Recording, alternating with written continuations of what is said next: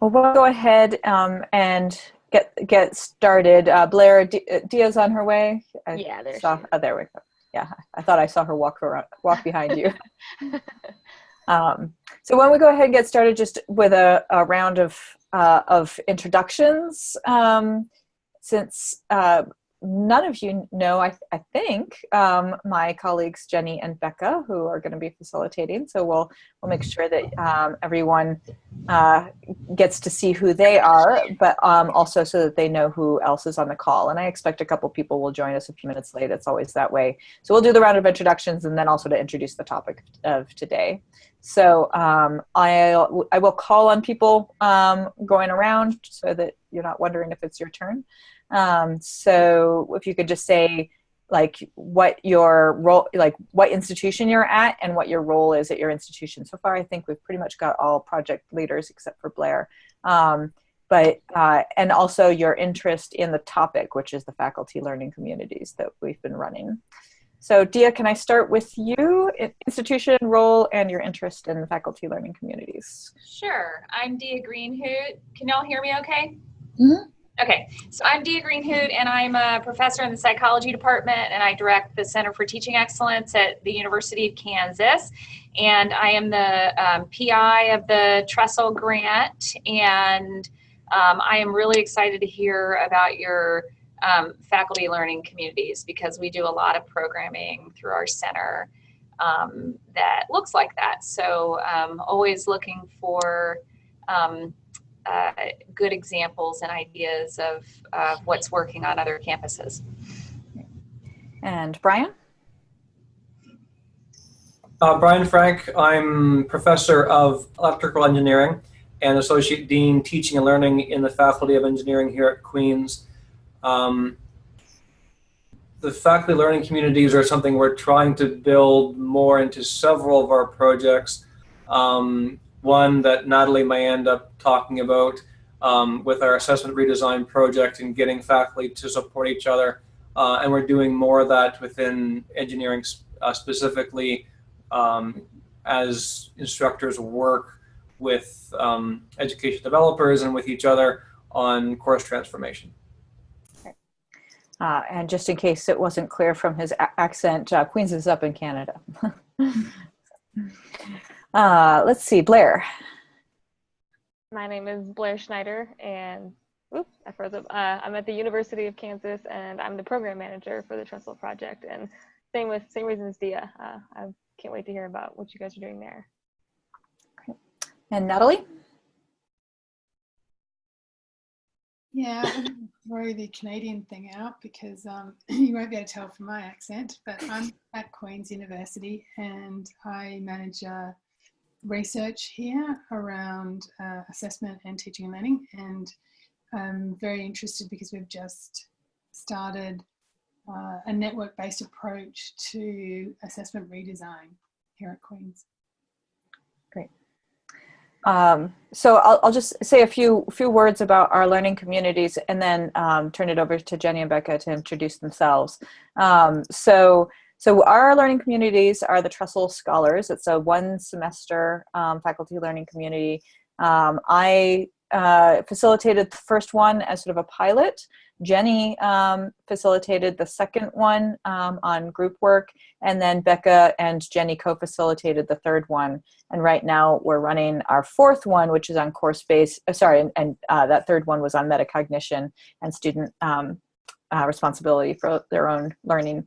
And then the fourth one is running right now. Neither of those facilitators were able to make it today, but that's on course-based undergraduate research experiences. And that's been incredibly popular, almost groaning under the weight of too many faculty, I'd say,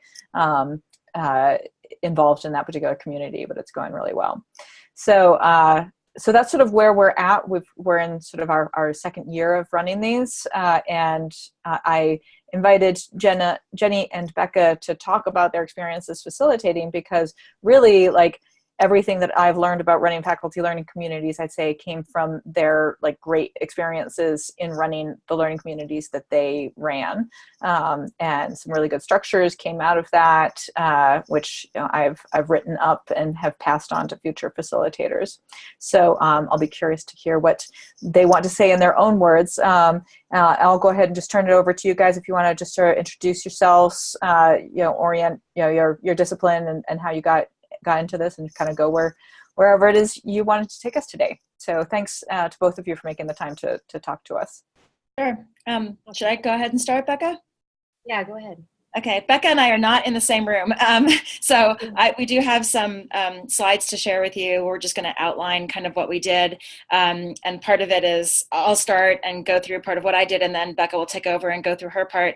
But it might be a little bit awkward because I'm running the slides, so hopefully it'll all work okay. So I'm Jenny Knight. I'm obviously University of Colorado. I'm in the Molecular Cell and Developmental Biology department.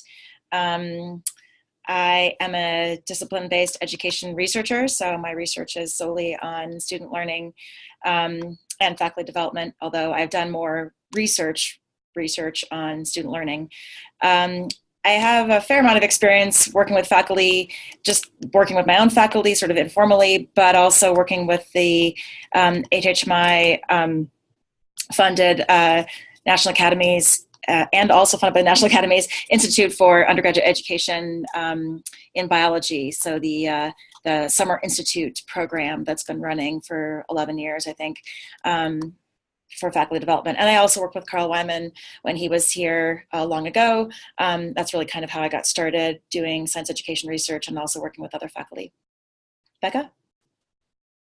Yeah, so my name is Rebecca Ciancanelli, and I work for the Student Academic Success Center at CU Boulder. It's a diversity program that's structured to support low-income and first-generation underrepresented students on campus.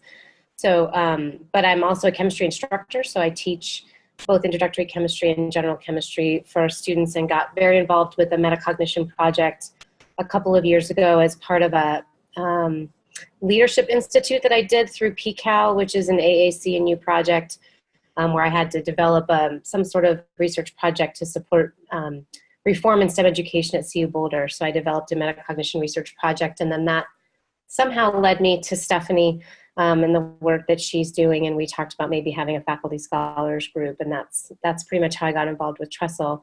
But primarily my job is involved with supporting students in their science classes, so I actually interact with students in many different disciplines, so it allows me to have conversations with many different faculty as I'm forming collaborations between the physics department, the biology department, the chemistry department.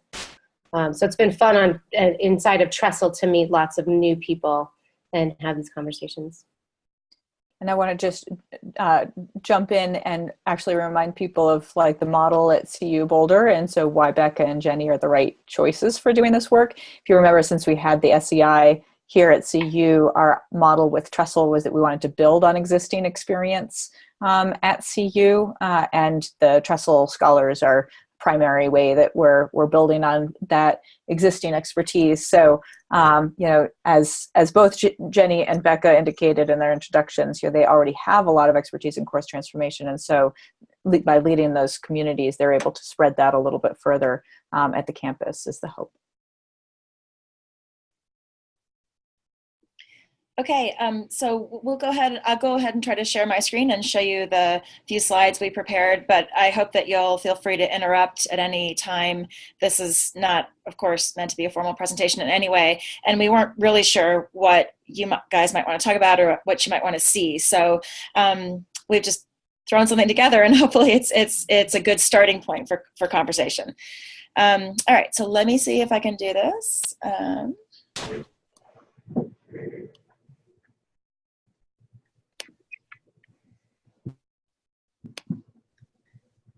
All right, can you all see my slides? Yep. All right, awesome. Yep. Okie doke. So maybe you already know some of this from Stephanie and from, obviously, since you all are members of TRESTLE. So the faculty learning community here is designed to be the very first faculty learning community that Stephanie ever ran actually was to help a group of faculty develop a new major, and they were starting from scratch and developing their learning objectives and their goals and their classes and everything. But since then, there have been a mix of faculty in all of our FLCs. And as Stephanie, I think, already alluded to, we're trying to leverage the existing expertise on campus by having facilitators who already have some expertise in evidence-based teaching, or who work with students, or who have expertise in whatever the topic might be. And then the faculty sign up to be part of the faculty learning community because they have a specific interest in that particular topic that might have been chosen. The goal is really overarching goal is to use scholarly teaching practices. So both deriving our ideas and our reading materials from existing literature, but then also encouraging faculty to gather evidence of student learning as they make their teaching decisions. And so the way the FLCs have been organized is to make sure that the faculty have access to reading that they can both understand, but that they can also, that might push them a little bit to go into the scholarly domain of research on education, which some of them may never have done. But to keep it accessible so that it's not difficult for them to kind of grasp the main kernels of the important things from those reading assignments. And then the way we've been sort of approaching how to structure these meetings is that the participants, we want the participants to be really engaged in what they want to do. So we encourage them to develop their own goals, and then we frequently ask them, if you were to implement this, how would you measure this? What other resources could you draw on? Can you find any literature that you think might support a different methodology? Anything like that. And then the scholars are supposed to produce something at the end of the semester that's basically a group product, and that's varied quite a bit across the different FLCs. And then they're asked to present that publicly, and so they usually go to a poster session or something like that where they share. So I guess maybe the goal of the slide is just to remind me, to remind you that we're all teachers. Everybody in the FLCs are teachers, and many of them are primarily focused on teaching. So sometimes we'll have a group that's mixed in that we have assistant professors or associate professors or even full professors who are really excited about changing their teaching, but we'll also have instructors who don't do research or who do a very limited amount of research, and scholarship of teaching is really their main role on campus. And so we really want to devote time in each meeting to make sure that we get to be very practically focused. So really working together to assemble ways of improving our teaching practices in the classroom. And you'll see this in particular for the first one that I'll talk about, the one that I led by myself, and Becca was actually a participant, in that what we decided to do was to actually give each other feedback as part of the FLC. So it was really less about me bringing information to them, and it was much more about them sharing with the rest of the group the kinds of ideas they had, the struggles they had, and then we all worked on possible solutions. And if I can just jump in on that slide. Oh, I'm getting some echo. There we go. One of the things that I see this statement about being grounded in the reality and expertise of real teachers is that this differentiates the learning communities from our very rich Deber community here on campus. You know, that there are other opportunities for people to learn about education research and how to become an education researcher, or how to read the primary literature, but that the primary focus of the scholars is really on teaching. And so it's somewhat just differentiating it from, differentiating the focus from those more research-based experiences or research-focused experiences.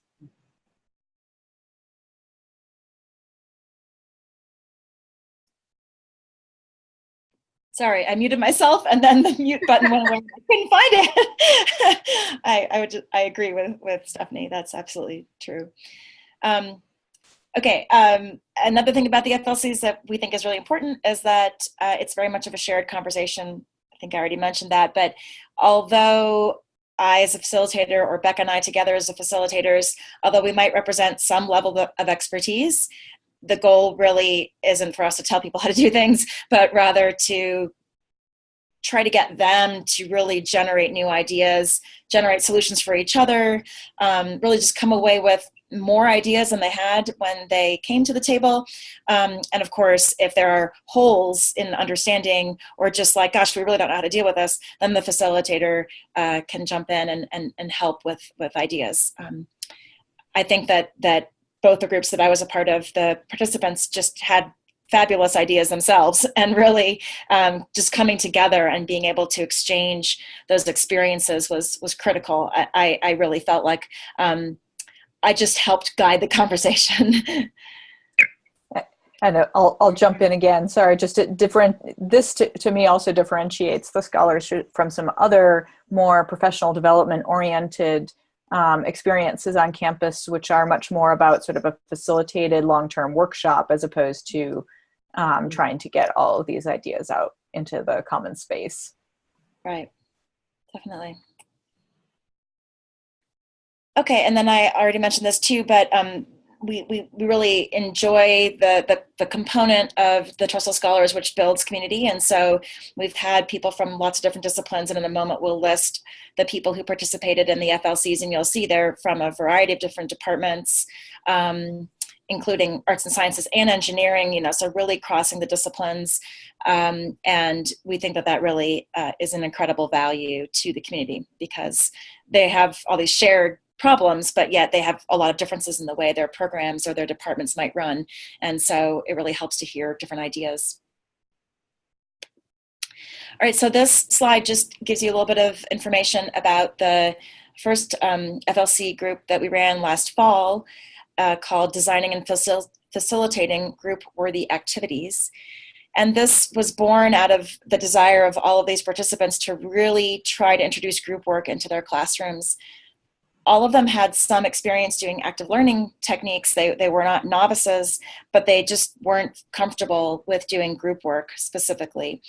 And so that was everyone's desire. And so we brought them all together and gave them the opportunity to learn and practice new things. So we had a couple participants from ATOC, and that's Atmospheric and Oceanic Sciences. And then you can see Becca's name up here. She was a participant. We also had people from, I can't actually see all of my slide. Engineering, yes, that's the one I can't see, and biology. The discussion topics that you see here were actually generated by the faculty.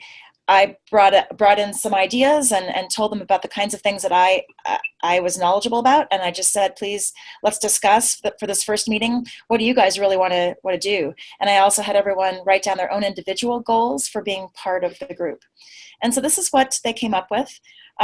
They wanted to learn about group organization, ways to organize groups, and how to make sure that that was going to be successful. Some people taught large classes, some taught small, and some wanted to do formal group work, and some wanted to just have group work be part of the classroom. So we talked about those.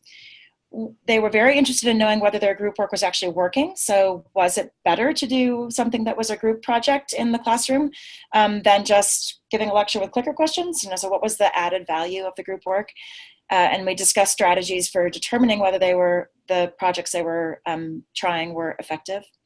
There was a lot of talk and concern about engagement and how to maintain engagement and how to really grab students' attention so that their group work would be productive. And then the group really wanted to hear about best practices in implementation and facilitation. And so I gave them a bunch of resources and pointed them to some publications that talk about best practices. But the real focus was on developing and testing new activities that they could use in the classroom. And so after we talked about these topics for the first half of, for the first couple sessions, we just talked about topics.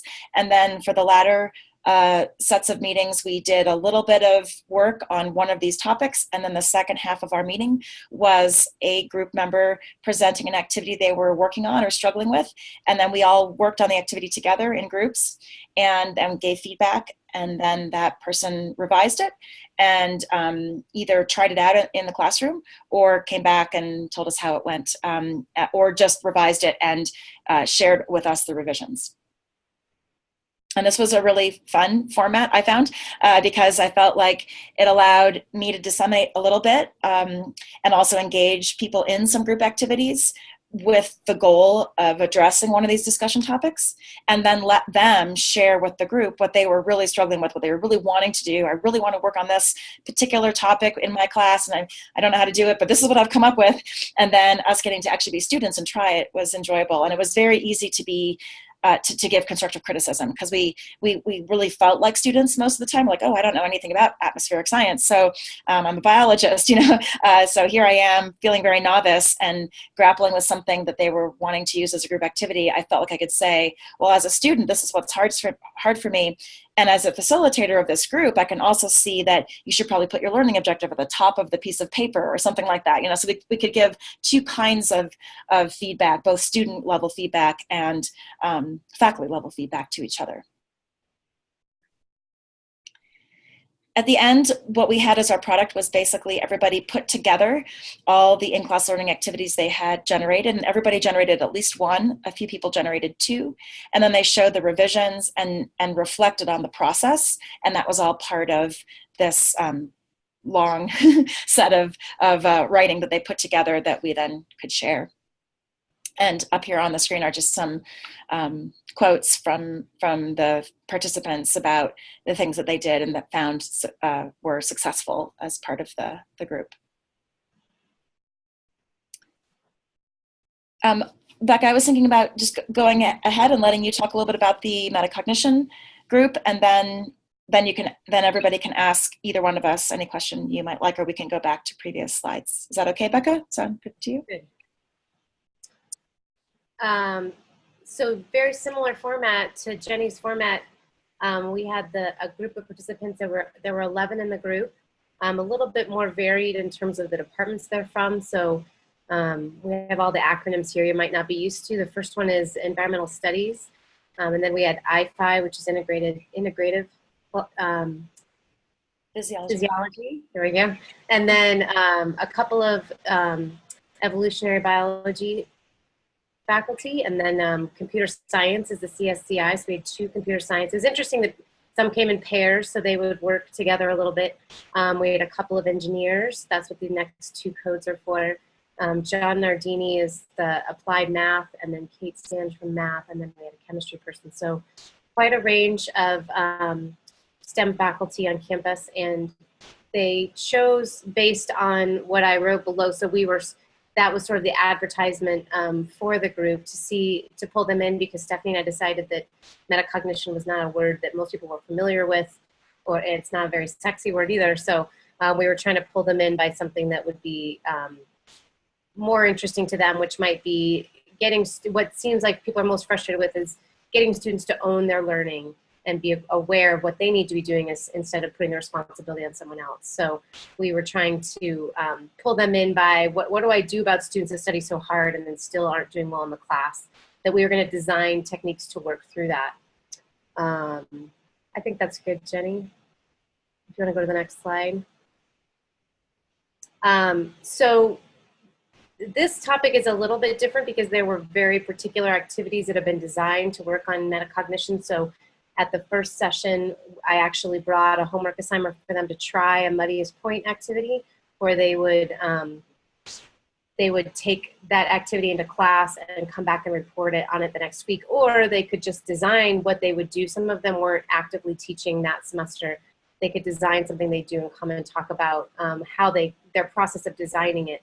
So we basically had we did read several papers and bring in a lot of literature, but the overarching theme of our semester was grouped into categories where we were working with Muddy as Point, then we worked with exam wrappers, and then we worked, which is a reflective activity that students do before and after an exam to sort of assess their learning and how they studied. And then we moved more into instructor metacognition. So how were they assessing how class went? Were they sort of taking note of how they were prepping and how the class was going, how to do that? And then we ended with a unit on mindset and how to maybe impact students' attitudes or mindset towards what they are doing.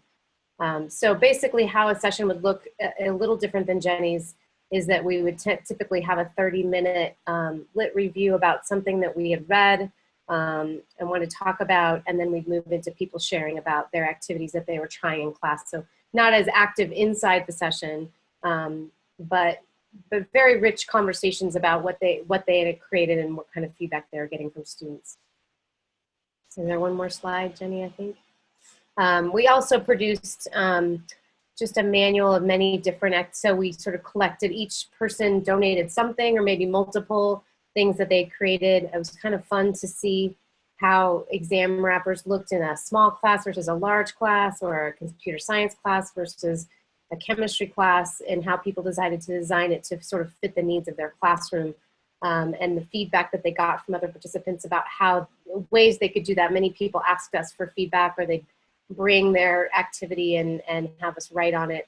And it felt like people, the first quote was what I heard from a lot of people, that it got them thinking and mulling over how they teach things and how they could insert these things into their teaching. It was harder for them to feel like they could just walk in the classroom and change and bring that to the classroom the next day. They were sort of seeing how they could plan out their next year, sort of trying to implement some of the things we talked about. And they were also hoping that it would become more implemented campus-wide. And we actually just had a speaker visit last week who does work in metacognition, and several people from the group came to the workshops, which was kind of exciting to see that they have a little bit of group connection still. We haven't met as a group. We haven't been successful to bring them all back together as a group yet. But it does seem like they're still pulled towards this topic and towards seeing each other. I saw them chatting with each other at these workshops. So is that pretty good, Stephanie? Is there anything else you want us to cover before we break into questions? No, I think that's great. That's a great overview. I'll leave it to people for questions, and we'll see where we go. I stopped sharing the screen, but I can pull up, if you guys have questions on anything in particular, I can pull it up again. I just thought it's easier to see each other's faces this way. Sorry if you said this already, but how do people get into the groups? Is it like a sign up in advance, or like how do you? Stephanie, do you want to talk about that? Because that's really, you've really coordinated that. Yeah, that's more my domain. So yeah, that's definitely some heavy lifting on my part. So people do apply, but I take everybody who applies as long as we can accommodate their schedule.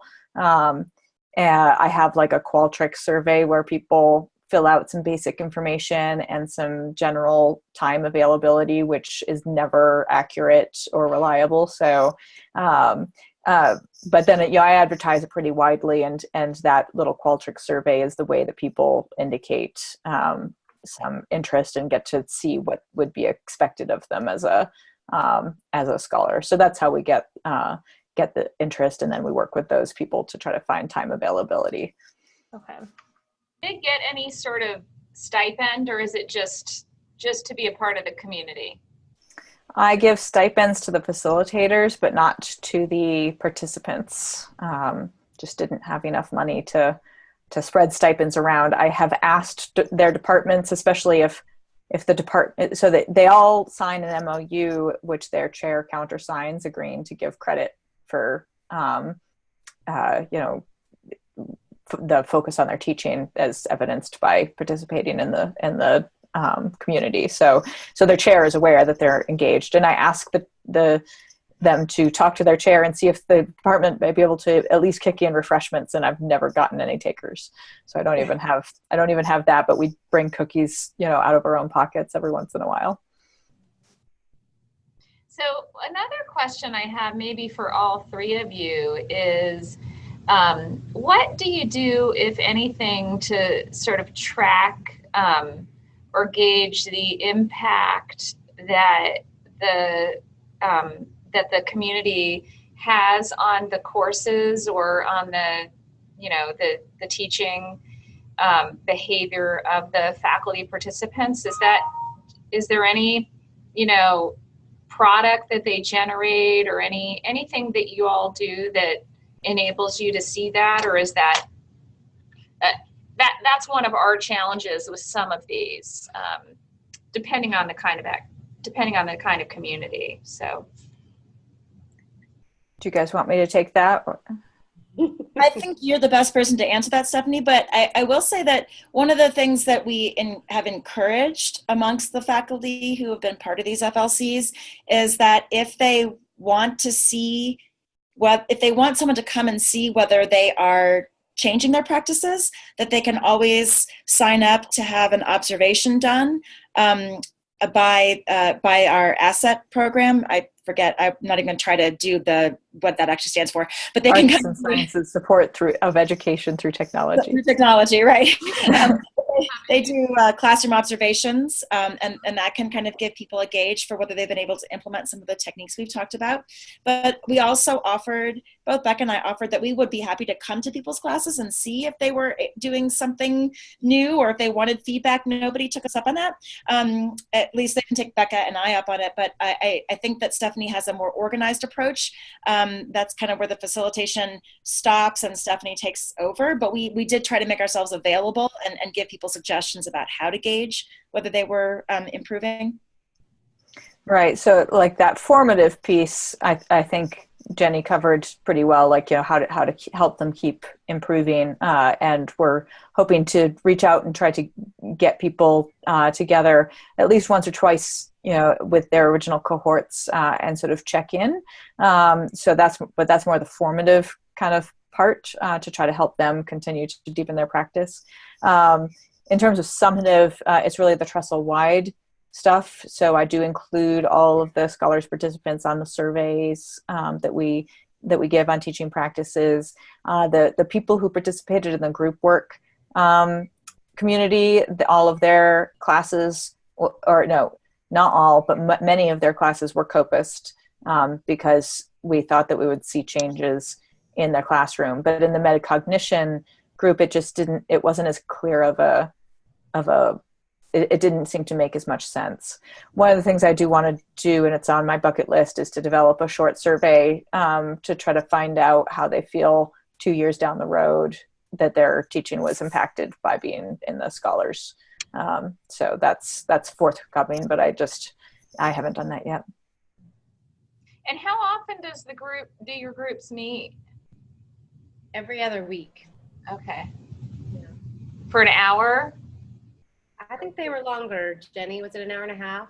Yeah, it was an hour and a half, and we really wanted it to be 2 hours, but we could never get a 2-hour slot that was actually available for everybody, so we squished it into an hour and a half. Yeah, congratulations on getting an hour and a half every other week. I think that's awesome. Yeah, I really think 2 hours would have been better. We often felt like we weren't quite done and felt rushed, but people's schedules just would not allow it. Yeah. And I think that's actually what you just said, Jenny, is a testament to how your groups were organized, in that, like, you know, so I observed Jenny's more often than the one that Becca did with Jenny's, and I just saw that splitting it into sort of discussing literature and reading in the beginning and then getting feedback on activities in the second part, just each of those ended up being very rich and sort of a 45-minute meeting in itself. And I know one of the lessons learned that Jenny said was to try to keep an eye on the time and realize you're not going to be able to discuss everything that you want to discuss in that section of time, and to make sure it'll allow enough time for the group to get and give feedback on each other's work. In the CURE one, the course-based undergraduate research experience one, people wanted just a 1-hour meeting.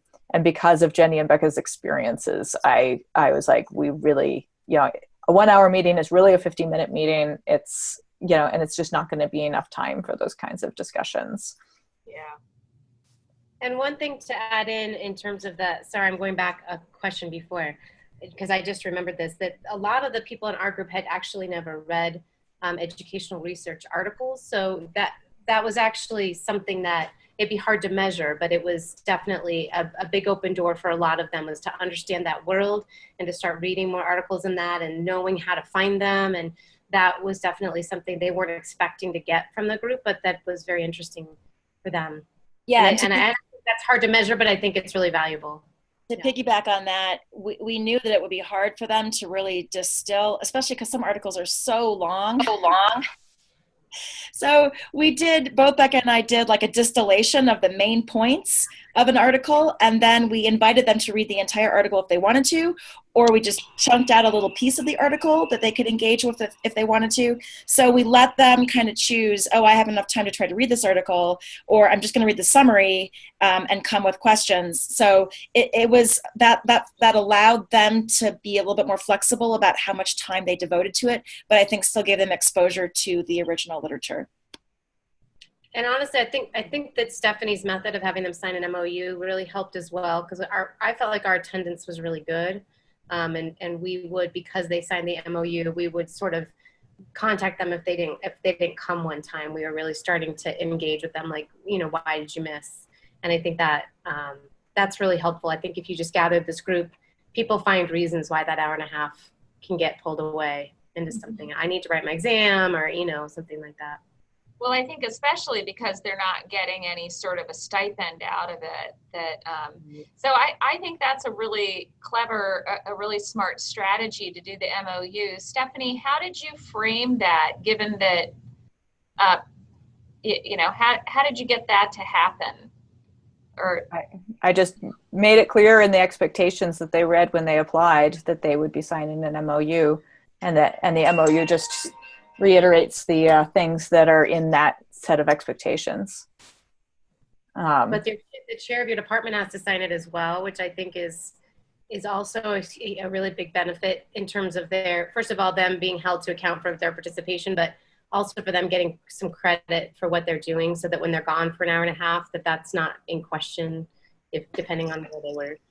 And I do follow up at the end of every semester with a letter of participation to the chair and copied to the participant. And I don't send that if they don't come to all but one of the meetings. Like if they are not an active participant, they don't get that letter. It's only happened once, but still.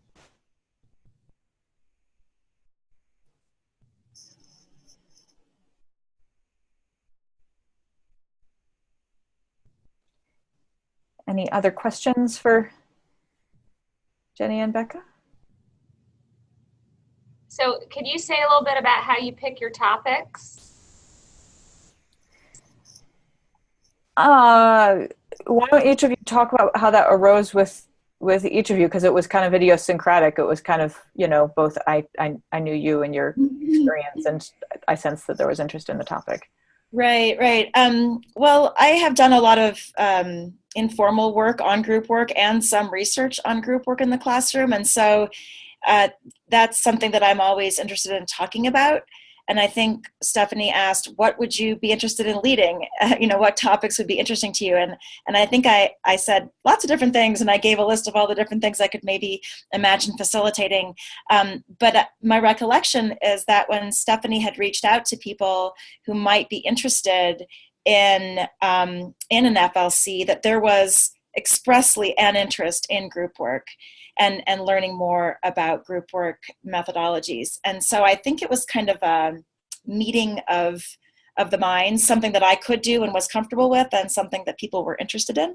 Is that true, Stephanie? That's my recollection. Yeah, that's right. Like, because that was the first one, we were trying to gauge what the interest was on several different topics. So I think we listed 3 possibilities, and that was the one that got the most. I think my experience is a little different. I think I was having a conversation with Stephanie about presenting at the Faculty Teaching Excellence Program workshops, because she was really involved with that group at the time, and I was wondering if that was a place I could bring the metacognition work I was doing. And at the time I must have already been in the group with Jenny at the time, and she said, oh, you're learning a lot about this group, maybe this is a good platform for you to work on the metacognition work. And we just thought we'd see if there was enough interest, I think. I mean, I was surprised there was quite a bit of interest because it's not as well known. But maybe it was how we framed the announcement that sort of brought people in a little bit more. Yeah, and I think with both of those, we worked together pretty intensively to make sure that there was a title and a description that felt attractive. Like, we didn't just put together any old title, like especially with Becca's, like, we thought carefully about what was going to be interesting to faculty and make it clear to them that this was something they wanted to go to. And like every single community, I've had like the moment of panic, thinking that I've like, done all this work to get a great facilitator and I'm not going to have anyone sign up. And every time it works out.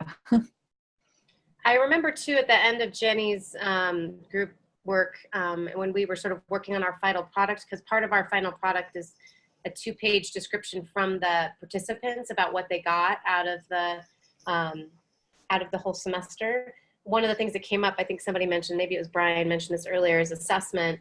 That was definitely of interest. Like a lot of people were saying, God, it'd be so great to have one of these groups, because we kept, as we were doing group work, the conversation kept getting pulled over to assessment, and Jenny would pull us back to group work, and then we'd want to go back to assessment. And that was happening in metacognition as well. There was a lot of, it felt like when we talked about metacognition, it sort of led us into how courses are structured and run, and then all of a sudden we'd be in an institutional policy and we'd have to sort of walk ourselves back to what we were talking about, because it's so tempting. You're in this room of these people that you really respect and you're enjoying their perspective from their department, and so the conversation wanders. And but I know assessment was something people really wanted to dig into, and would be an awesome group to work with. And that's one of the ones that's on my radar. I mean, I think a lot of these topics just come from like me kind of keeping my ear to the ground and just kind of seeing what keeps coming up. And it doesn't just come up once, it comes up several times from several different places. So 2 of the ones on my radar right now are assessment and curriculum mapping, both of which just keep coming up. And assessment makes me nervous because it's such a big topic.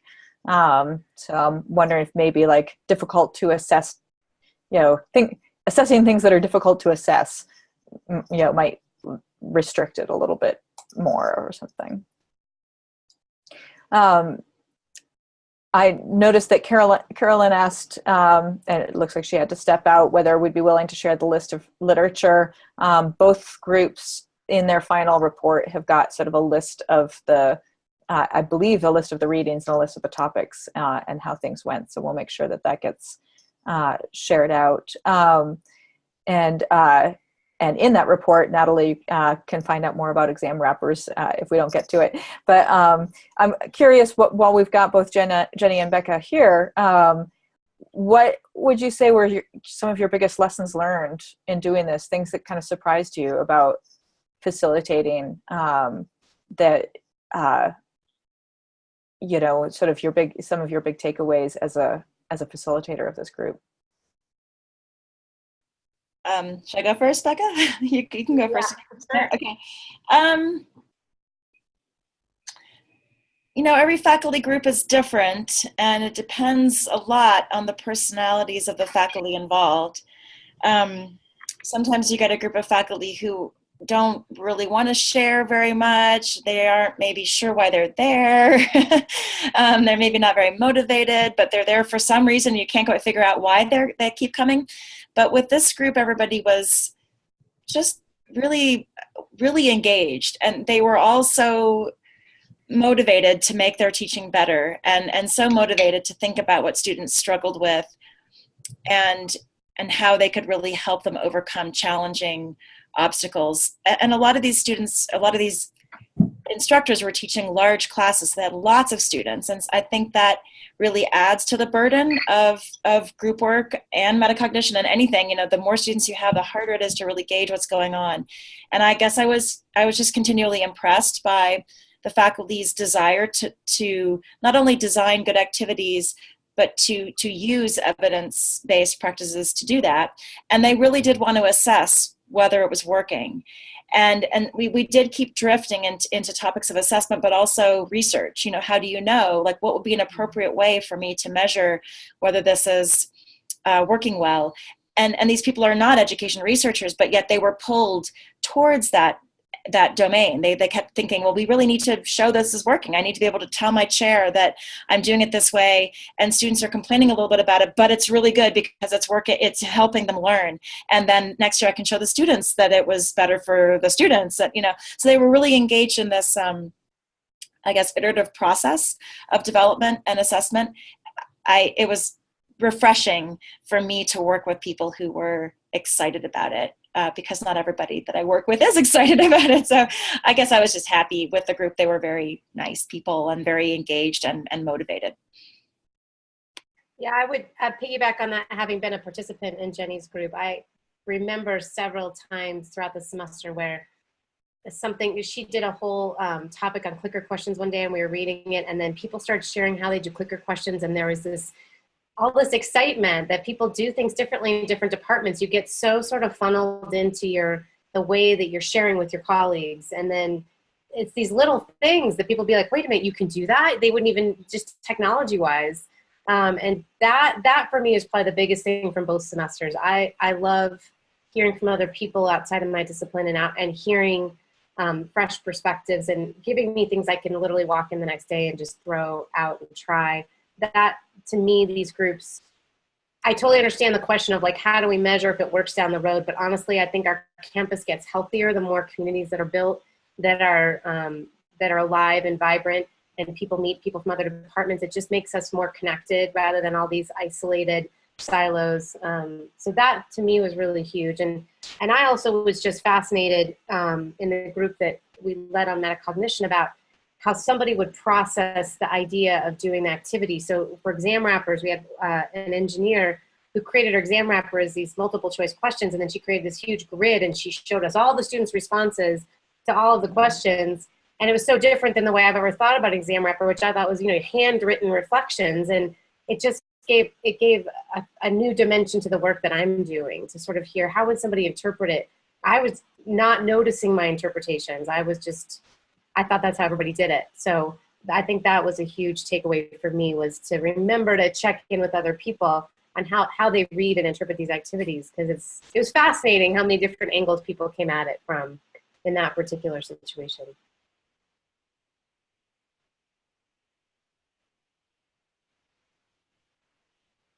Does anyone else have another question before I ask them something else to respond to?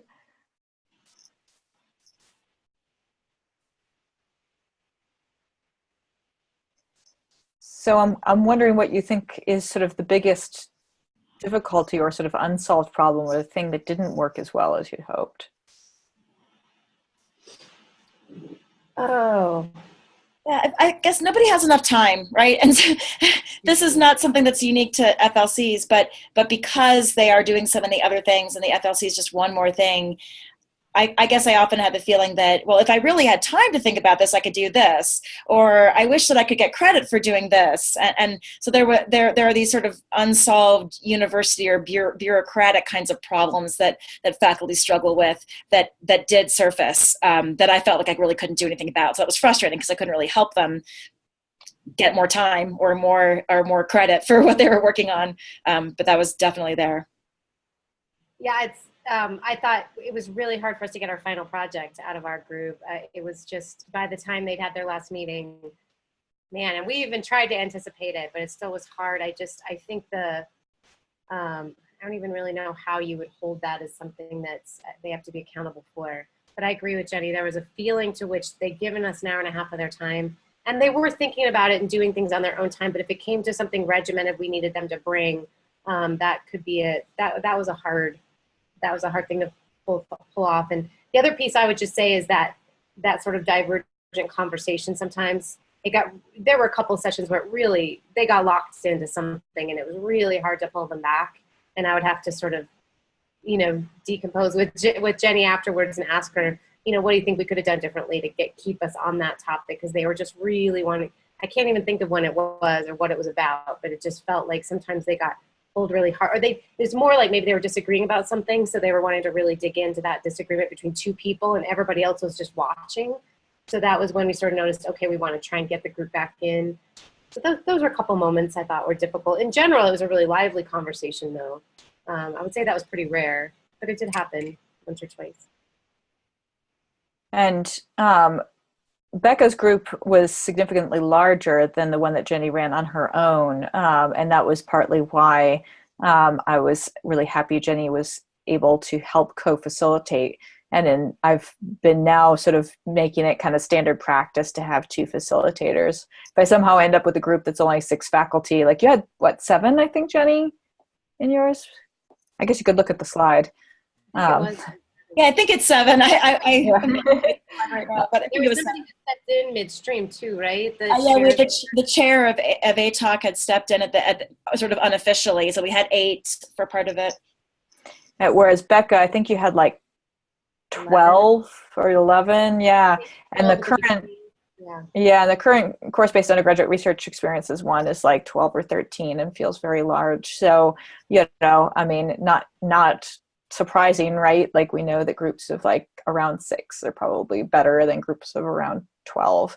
But I've just been trying to help the work reach as many people as possible.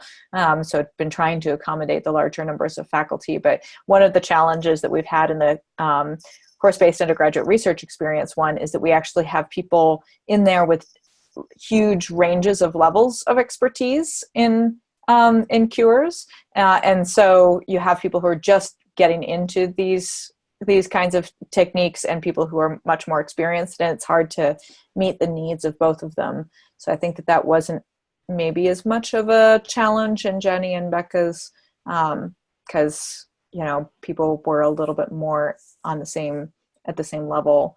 So that's been a challenge, but we've been trying to get that group to talk about their group product much earlier because of the challenge experienced in Becca's group. And it looks like they're going to put together a white paper, sort of position paper for the Colorado Futures Initiative on why course-based undergraduate research experiences should be supported at the university. So that's kind of a nice product. So I guess I kind of missed this, so in addition to the work that they're doing on their own classes, the main product that they're asked to generate is something across the whole group, and they decide on that at the beginning? No, they are taking, I mean, I think for both of our groups, there's a 2-page document where they need to write that on their own. That was the one that was a real stopping point, because one person would start writing on it and maybe take it over, and then a couple people would edit it. But they were supposed to summarize sort of what were all the big takeaways that they got from the group as a group. So the facilitators really weren't supposed to be writing that. And then we would just take it, and then they would all submit something they'd done during the semester. So we were just compiling it all into one big, large document, sort of, in my case, grouped by topic. So if they submitted a Muddiest Point activity, we had all those together, and we had the exam wrappers together. But for Jenny's, I think it was just each person had a group activity. In fact, I just did mine this week that I did for her a year ago, because our class was on that topic. And so I have a revised copy now. So I had the original activity, and then I took all the feedback from the faculty and revised it. So we submitted our revisions and just some notes about why we revised it, what we got out of the process of the group. So it was a group compilation of individual projects, is really what I think you call it. And the FLC literature says that you should have some sort of group thing that you're trying to create together as a group. And so we've let people define that, and it's usually been a compilation of the materials developed, but doesn't have to be. Yeah, I really like your white paper. I like the idea of working towards recommendations for the rest of campus. So it goes, it's really beyond the group. It really is something that maybe moves the work forward more broadly. I think that's yeah, they'd originally also thought about submitting a grant together to try to get money to fund cures. And having an interdisciplinary approach maybe would help them get a larger pot of money. Mm-hmm. But I don't think they're going to take that route right now, but it's a similar kind of idea, being able to do something that actually helps move things forward. Sure.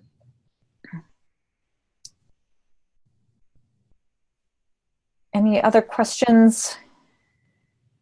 I was asking about the product because I was listening to Becca talk about the challenges of getting people to do that, to take those final steps, and thinking about, whether there were ways, if that continues to be a challenge, maybe thinking about ways to make that piece a little more social.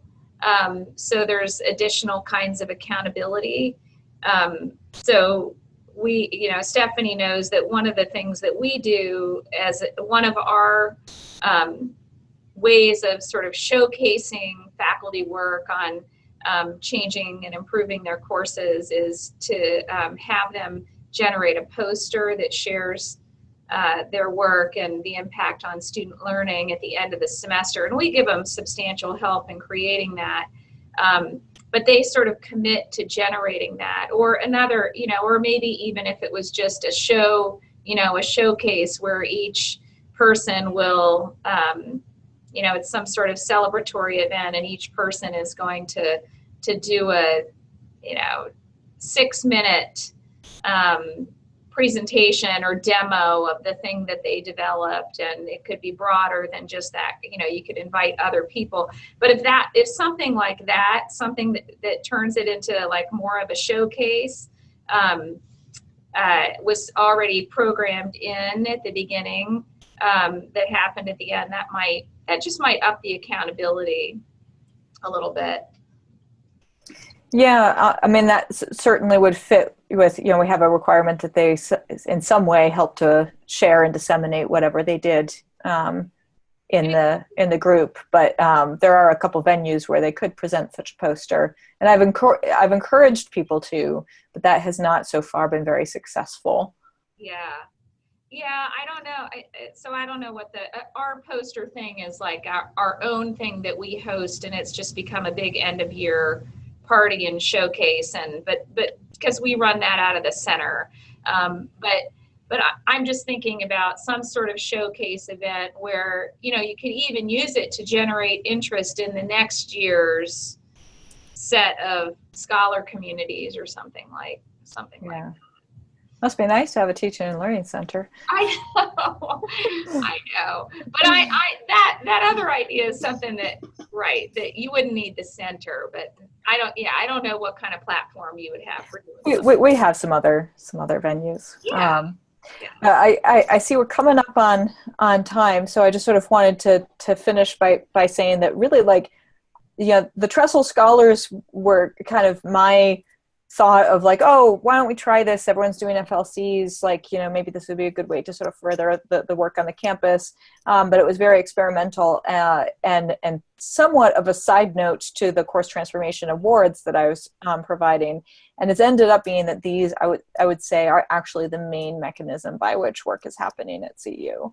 And that these have been tremendously successful and much more impactful and just exciting to be involved with than I had anticipated. And, I'm fortunate to have so many great people like Jenny and Becca and the two people who are running this semester's community to help me do these. It's been really rewarding, and I think it's really making an impact. So thanks to both of you, and we'll make sure that those reports that have some more detail get out to the list so people can see the readings and topics and such.